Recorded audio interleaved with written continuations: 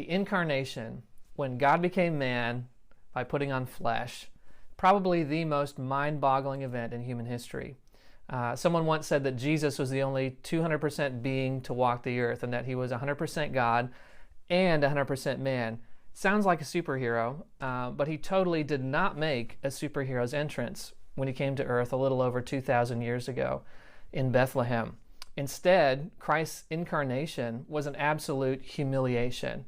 And not in the sense that he was ashamed about the manner in which he came, but rather by his design, the entrance would be the first of two events that would bookend his life in absolute humility: the manger and the cross.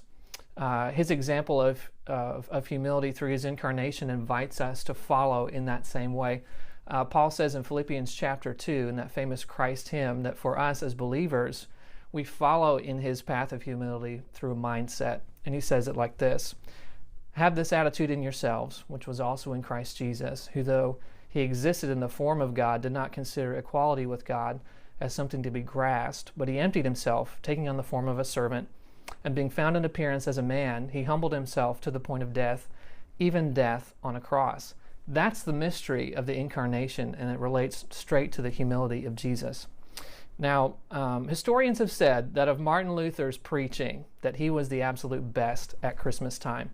I want to share with you a few stanzas from his hymn called "From Heaven Above, I Come to Earth," because I think that really captures the essence of the incarnation in a really creative and poetic way. Here's what he says: "Welcome to earth, O noble guest, through whom the sinful world is blessed.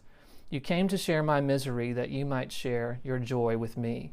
Ah, Lord, though you created all, how weak you are, so poor and small, that you should choose to lay your head where lowly cattle lately fed." That's the mystery of the incarnation, and that is the essence of Christmas.